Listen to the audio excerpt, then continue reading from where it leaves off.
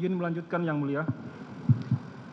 Nomor register perkara PDM 242-JKTSL-10-2022 tanggal 5 Oktober 2022 telah tersusun secara sistematis, jelas, dan tegas di akhir surat dakwaan tertanggal 5 Oktober 2022 dan ditandatangani oleh penuntut umum atas nama Rudi Irmawan, Sarjana Hukum, Magister Hukum. Kemudian di awal surat dakwaan menyebutkan waktu kejadian, yaitu pada hari Jumat tanggal 8 Juli tahun 2022 pukul 14.46 WIB sampai dengan pukul 18.00 WIB atau setidak-tidaknya pada waktu lain dalam bulan Juli tahun 2022 atau setidak-tidaknya pada tahun 2022. Dan tempat tindak pidana yaitu bertempat di Jalan Saguling 3 nomor 29, Kelurahan Duren 3, Kecamatan Pancoran 1, Kota Administrasi Jakarta Selatan, Provinsi DKI Jakarta, dan bertempat di Rumah Dinas Komplek Polri Duren 3 nomor 46 RT 05 RW 01, Kelurahan Duren 3, Kecamatan Pancoran 1, Kota Administrasi Jakarta Selatan, Provinsi DKI Jakarta. Dengan uraian peristiwa yang tersusun secara terstruktur dari awal persiapan hingga selesainya peristiwa terjadi sebagaimana yang dikemukakan oleh Harun M. Hussein dalam bukunya yang berjudul Surat Dakwaan, Teknik Penyusunan, Fungsi dan Permasalahannya, menjelaskan mengenai yang dimaksud dengan jelas sebagaimana dimaksud pada pasal 143 ayat 3 KUHP, yaitu penuntut umum harus mampu merumuskan unsur-unsur delik yang didakwakan, sekaligus mempadukan dengan uraian perbuatan material atau fakta yang dilakukan oleh terdakwa dalam surat dakwaan. Kemudian, lebih lanjut ditegaskan dalam buku Himpunan Tata Naskah dan Petunjuk Teknis Penyelesaian Perkara Pidana Umum Kejaksaan Agung Republik Indonesia pada halaman 68 mengemukakan yang dimaksud dengan uraian secara cermat, jelas, dan lengkap, yakni uraian secara cermat berarti menuntut ketelitian jaksa penuntut umum dalam mempersiapkan surat dakwaan yang akan diterapkan bagi terdakwa, dengan menempatkan kata cermat paling depan dari rumusan pasal 143 ayat 2 huruf B KUHP, pembuat undang-undang menghendaki agar jaksa penuntut umum dalam membuat surat dakwaan selalu bersikap korek dan teliti. Uraian secara jelas berarti uraian kejadian atau fakta kejadian yang jelas dalam surat dakwaan, sehingga terdakwa dengan mudah memahami apa yang didakwakan terhadap dirinya dan dapat mempersiapkan pembelaan dengan sebaik-baiknya. Uraian secara lengkap berarti surat dakwaan itu memuat semua unsur atau elemen tindak pidana yang didakwakan. Unsur-unsur tersebut terlukis di dalam uraian fakta kejadian yang dituangkan dalam surat dakwaan. 4. Bahwa terhadap alasan eksepsi atau nota keberatan penasihat hukum terdakwa Ferdi Sambo mengenai salah satu keberatan kami atas surat dakwaan adalah jaksa penuntut umum tidak cermat dan menyimpang dari ketentuan hukum karena menyusun dakwaan dengan melakukan pemecahan penuntutan atau splitsing atas satu perkara tindak pidana. Setelah penuntut umum mencermati uraian eksepsi atau nota keberatan penasihat hukum terdakwa Ferdi Sambo, video halaman 28 sampai dengan halaman 33, keberatan penasihat hukum terdakwa keliru dalam memahami splitsing atau pemisahan berkas perkara sebagaimana pasal 142 KUHP yang berbunyi, dalam hal penuntut umum menerima satu berkas perkara yang memuat beberapa tindak pidana yang dilakukan oleh beberapa orang tersangka yang tidak termasuk dalam ketentuan pasal 141 KUHP, penuntut umum dapat melakukan penuntutan terhadap masing-masing terdakwa secara terpisah.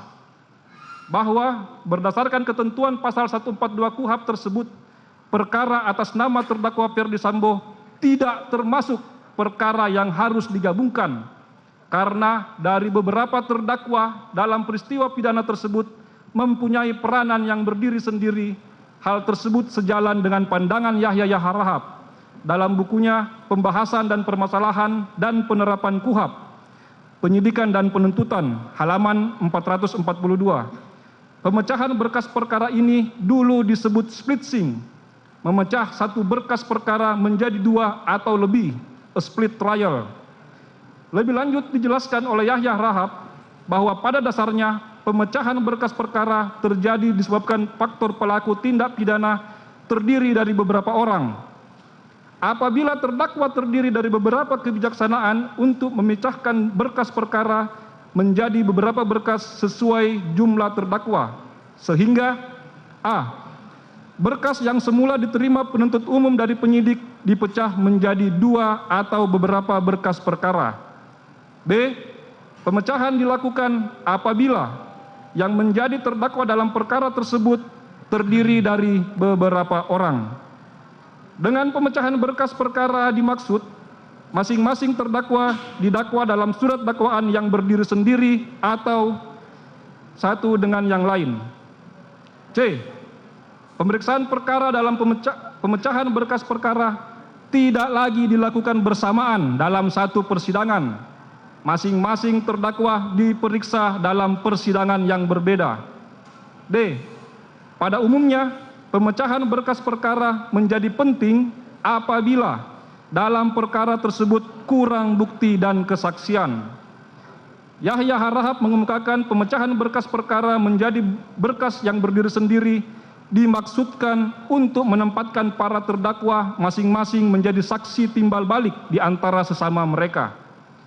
Sedangkan apabila mereka bergabung dalam satu berkas dan pemeriksaan persidangan, antara yang satu dengan yang lainnya tidak dapat dijadikan saling menjadi saksi timbal balik. Bahwa lebih lanjut dengan pertimbangan dalam kasus sebagai terdakwa, keterangannya hanya berlaku untuk dirinya sendiri, sesuai ketentuan pasal 189 ayat 3 KUHP. Oleh karena itu, dengan berpedoman pada pasal 142 KUHP, maka berkas perkara harus diadakan pemisahan atau splitsing, agar para terdakwa dapat disidangkan terpisah, sehingga terdakwa yang satu dapat menjadi saksi terhadap terdakwa lainnya. Bahwa jurisprudensi yang diikuti selama ini masih mengakui saksi mahkota sebagai alat bukti, sebagaimana putusan Mahkamah Agung nomor 1986/PIT/1989 tanggal 2 Maret 1990 yang menyatakan bahwa jaksa penuntut umum diperbolehkan oleh undang-undang mengajukan teman terdakwa yang ikut serta melakukan pembuatan pidana tersebut sebagai saksi di persidangan pengadilan negeri, dengan syarat bahwa saksi ini kedudukannya sebagai terdakwa. 5. Bahwa terhadap alasan eksepsi atau nota keberatan penasihat hukum terdakwa Ferdi Sambo mengenai selain itu surat dakwaan jaksa penuntut umum obskur libel karena jaksa penuntut umum tidak cermat, jelas dan lengkap menguraikan peristiwa dalam surat dakwaan, antara lain karena a. Jaksa penuntut umum tidak menguraikan rangkaian peristiwa dalam surat dakwaan secara utuh dan lengkap berdasarkan fakta, yaitu penuntut umum tidak menguraikan latar belakang atau alasan terdakwa beserta rombongan pergi ke Magelang. Penuntut umum mengabaikan atau menghilangkan fakta pada tanggal 4 Juli 2022 dan pada tanggal 7 Juli 2022. B. Jaksa menguraikan rangkaian peristiwa dalam surat dakwaan, yaitu penuntut umum tidak cermat dalam menguraikan secara teliti dan tidak menjelaskan apa yang melatar belakangi terjadinya keributan antara korban Nofriansah Yosua Huta Barat dan saksi Kuat Ma'ruf pada tanggal 7 Juli 2022. C. Jaksa penuntut umum tidak cermat dalam menyusun surat dakwaan karena hanya berdasarkan asumsi serta membuat kesimpulan sendiri, yaitu a. Saksi Putri Chandrawati dengan tujuan untuk menceritakan peristiwa yang dialaminya kepada terdakwa Ferdi Sambo, lalu untuk berjaga-jaga dan ikut mendukung pengamanan situasi pada saat itu di Jakarta, mengajak saksi Kuat Ma'ruf. B sampai dengan H. D. Surat dakwaan jaksa penuntut umum tidak terang atau obskur libel karena hanya didasarkan pada satu keterangan saksi Richard Eliezer Pudiang Lumiu, yaitu A. Putri Chandrawati yang langsung keluar dari kamarnya menuju sofa dan duduk di samping saksi Ferdi Sambo SH, sehingga ikut terlibat dalam pembicaraan antara Ferdi Sambo dan saksi Richard Eliezer Pudiang Lumiu. B. Huruf B sampai dengan huruf H. Setelah penuntut umum mencermati uraian eksepsi atau nota keberatan penasihat hukum terdakwa Ferdi Sambo, vide halaman 33 sampai dengan halaman 46, bahwa dalil keberatan penasihat hukum terdakwa yang dikemukakan pada poin 5 ini merupakan manifestasi dari keseriusan penasihat hukum terdakwa dalam mencermati materi pokok perkara, sehingga menyatakan obskur libel. Padahal, dalam surat dakwaan penuntut umum tertanggal 5 Oktober 2022 sudah diuraikan secara jelas, sistematis, dan terstruktur dengan uraian peristiwa secara cermat, jelas, dan lengkap mengenai tindak pidana yang didakwakan kepada terdakwa Ferdi Sambo.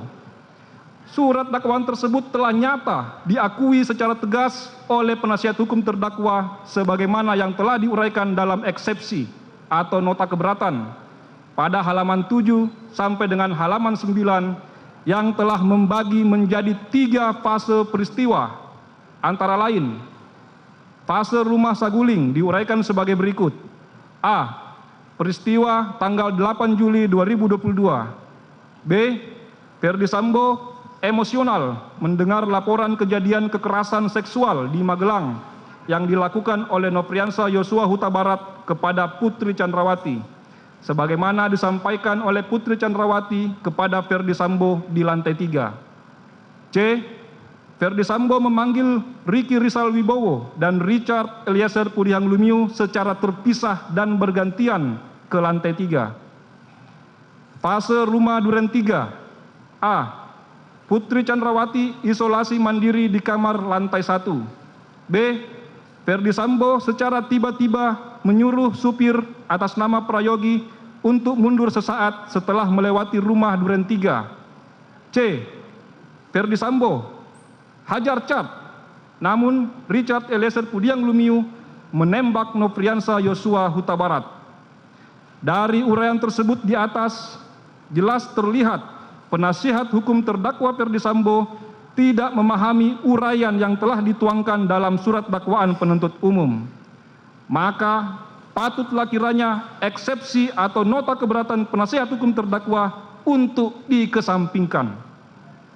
Bahwa terhadap dalil-dalil eksepsi atau nota keberatan yang dikemukakan oleh penasihat hukum terdakwa Ferdi Sambo yang merupakan materi pokok perkara tidak kami tanggapi karena merupakan materi untuk pembuktian pokok perkara. Berdasarkan dalil yang dikemukakan oleh penuntut umum tersebut, maka penuntut umum memohon kepada majelis hakim yang mengadili perkara ini dengan menyatakan: 1. Menolak seluruh dalil eksepsi atau nota keberatan penasihat hukum terdakwa Ferdi Sambo. 2. Menerima surat dakwaan penuntut umum nomor register perkara PDM 242-JKTSL-10-2022 tanggal 5 Oktober 2022 karena telah memenuhi unsur formil dan material. 3. Menyatakan pemeriksaan terdakwa Ferdi Sambo tetap dilanjutkan berdasarkan surat dakwaan nomor register perkara PDM 242 tanggal 5 Oktober 2022. 4. Menyatakan terdakwa Ferdi Sambo tetap berada dalam tahanan. Demikian tanggapan penuntut umum atas eksepsi atau nota keberatan penasihat hukum terdakwa ini yang kami bacakan dan diserahkan dalam sidang hari ini, Kamis tanggal 20 Oktober 2022. Penuntut umum. Terima kasih Yang Mulia. Terima kasih. Baik.